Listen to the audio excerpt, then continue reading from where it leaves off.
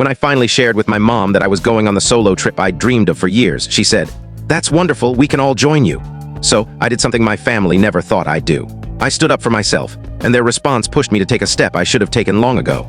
I'm a 32-year-old man who grew up in what you might call the quiet Midwest. Our family was the picture-perfect household in our community. We lived in a charming home, and we had a favored son. That favored son was my older brother, Ethan, now 39. Our house was practically a monument to his achievements. The walls were adorned with his awards and accolades. In my parents' bedroom, there was even a framed flag with his face embroidered on it. I didn't fully grasp the extent of this until my 8th birthday, when my parents, caught up in Ethan's science competition, overlooked my special day. I still recall the sting of them presenting me with a half-eaten soccer team cake, still inscribed with "Go Champions," as my birthday treat. Things only spiraled downward from there. In middle school, I earned a spot in an academic honor group, but it went unnoticed because Ethan had just joined the robotics club. In high school, I won a local photography award, but my parents couldn't make it to the event because Ethan was visiting colleges that weekend. Our belongings reflected the same bias. Ethan's room was filled with the latest tech, stylish clothes, and gear for his many activities, while mine held second-hand items and clearance rack finds. When I wanted to learn piano, I was given Ethan's old keyboard, which he'd abandoned after a few weeks. When I pointed out it was too large for me, Mom said, "We've already spent so much on Ethan's soccer gear this year." This continued through high school. I studied with outdated library books while Ethan got private tutors for his SATs.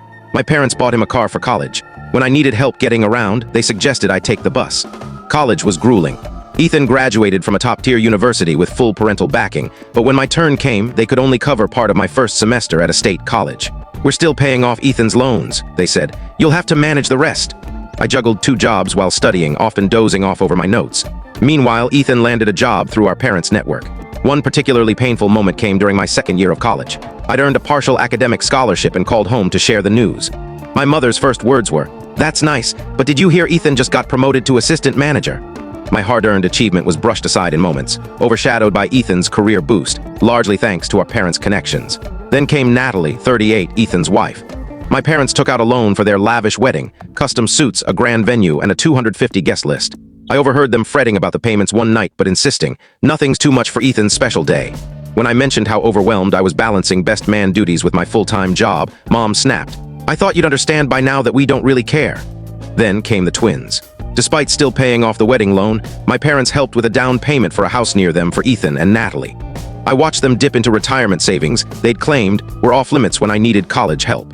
"This is different," they said. "This is for our grandkids." Guess who became the default nanny? Me. What began as, "Can you watch the kids for a couple of hours?" We can't share the full story in this short video. Click the link in the description to watch the complete story. For more videos like this, don't forget to subscribe to our channel and give this video a like.